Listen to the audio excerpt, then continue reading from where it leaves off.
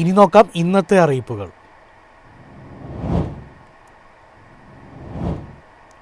രാജ്യത്തെ ആദ്യ hydrogen train ഈ മാസം 26-ന് പരീക്ഷണയോട്ടം ആരംഭിക്കും. നോർത്തേൺ റെയിൽവേയിൽ ജിന്ദ് സോനിപത്ത് സ്റ്റേഷനുകൾക്കിടയിലുമുള്ള 90 കിലോമീറ്റർ ദൂരത്തിലാണ് ആദ്യ സർവീസ്. നിലവിൽ ലോകത്തെ 5 രാജ്യങ്ങളിൽ മാത്രമാണ് ഹൈഡ്രജൻ ട്രെയിൻ സർവീസുകൾ ഉള്ളത്. ചെന്നൈയിലെ ഇന്റഗ്രൽ കോച്ച് ഫാക്ടറി നിർമ്മിച്ച 10 കോച്ചുകളുള്ള ഈ ട്രെയിനിൽ ഒരേ സമയം 2500 പേർക്ക് യാത്ര ചെയ്യാം. മണിക്കൂറിൽ പരമാവധി 150 കിലോമീറ്റർ വേഗത കൈവരിക്കാൻ ശേഷിയുള്ള ട്രെയിനിൽ സുരക്ഷയ്ക്കായി ഓട്ടോമാറ്റിക് ഡോർ സംവിധാനവും ഏർപ്പെടുത്തിയിട്ടുണ്ട്. വാതിലുകൾ പൂർണ്ണമായും അടഞ്ഞാൽ മാത്രമേ ട്രെയിൻ മുന്നോട്ട് നീങ്ങിയുള്ളൂ. നമോ ഗ്രീൻ ട്രെയിൻ എന്ന പേരിൽ അറിയപ്പെടാൻ പോകുന്ന ഈ പദ്ധതി പരിസ്ഥിതി ആഘാതം കുറയ്ക്കുന്നതിനുള്ള ഇന്ത്യയുടെ വലിയൊരു ചുവടുവെപ്പാണ്.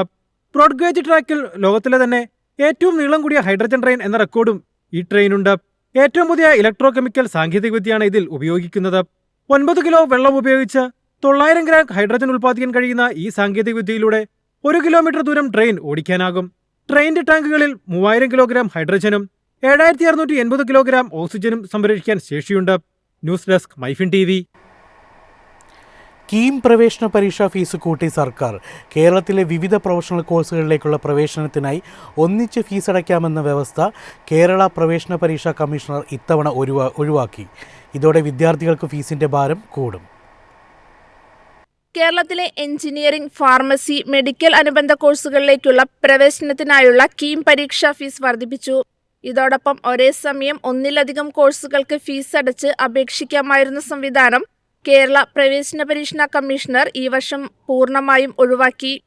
എഞ്ചിനീയറിംഗ്, ഫാർമസി കോഴ്സുകൾക്ക് ജനറൽ വിഭാഗത്തിന്റെ ഫീസ് കഴിഞ്ഞ വർഷം 875 രൂപയായിരുന്നത് ഇത്തവണ 925 രൂപയായി ഉയർത്തി. SSC വിഭാഗത്തിന്റെ ഫീസ് 375 രൂപയിൽ നിന്ന് 400 രൂപയാക്കി.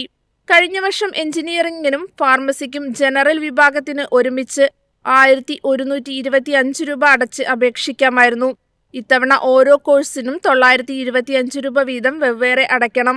SSC വിഭാഗത്തിന് 2 കോഴ്സുകൾക്കും ഒന്നിച്ച് 500 രൂപ അടയ്ക്കാമായിരുന്നത് ഇനി 400 രൂപ വീതം 2 തവണ അടയ്ക്കണം.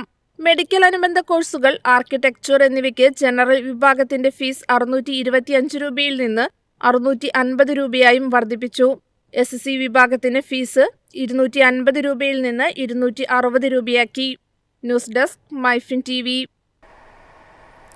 പാലക്കാട് ഡിവിഷനിലെ വിവിധ ഭാഗങ്ങളിൽ റെയിൽവേ ട്രാക്കിൽ അറ്റകുറ്റപ്പണികൾ നടക്കുന്നതിനാൽ ട്രെയിൻ സർവീസുകളിൽ മാറ്റം. ചില ട്രെയിനുകൾ ഭാഗികമായും റദ്ദാക്കുകയും ചില സർവീസുകളുടെ ആരംഭ സ്റ്റേഷനുകളിൽ മാറ്റം വരുത്തുകയും ചെയ്തതായി റെയിൽവേ അറിയിച്ചു. യാത്രക്കാർ യാത്രയ്ക്ക് മുമ്പ് സമയക്രമം പരിശോധിക്കണമെന്നും റെയിൽവേ അഭ്യർത്ഥിച്ചു. ആലപ്പുഴ കണ്ണൂർ എക്സ്പ്രസ് ജനുവരി 7, 14, 21, 28, ഫെബ്രുവരി 4 എന്നീ തീയതികൾ കോഴിക്കോട് വരെ മാത്രമേ സർവീസ് നടത്തുകയുള്ളൂ. കോഴിക്കോട് കണ്ണൂർ ഭാഗത്തെ സർവീസ് ഭാഗികമായി റദ്ദാക്കും.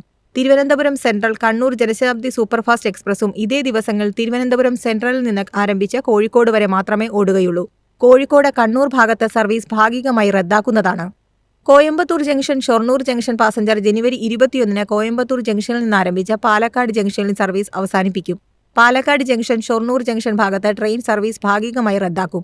അതേസമയം ചില ട്രെയിനുകളുടെ ആരംഭ സ്റ്റേഷനുകളിലും മാറ്റം വരുത്തിയിട്ടുണ്ട്. Palakkad junction Nilambur road passenger ജനുവരി 11, 18, 26, 27 തീയതികൾ പാലക്കാട് ജംഗ്ഷനിൽ നിന്നല്ല, പകരം ലക്കിടിയിൽ നിന്ന് രാവിലെ 6:32-ന് യാത്ര ആരംഭിക്കും. Palakkad junction Ernakulam junction MEMU ജനുവരി 26-ന് പാലക്കാട് ജംഗ്ഷന് പകരം ഒറ്റപ്പാലത്ത് നിന്ന് രാവിലെ 7:57-ന് യാത്ര ആരംഭിക്കും. പാലക്കാട് ജംഗ്ഷൻ ഒറ്റപ്പാലം ഭാഗത്തെ സർവീസും ഭാഗികമായി റദ്ദാക്കിയിട്ടുണ്ട്. News desk Myfin TV.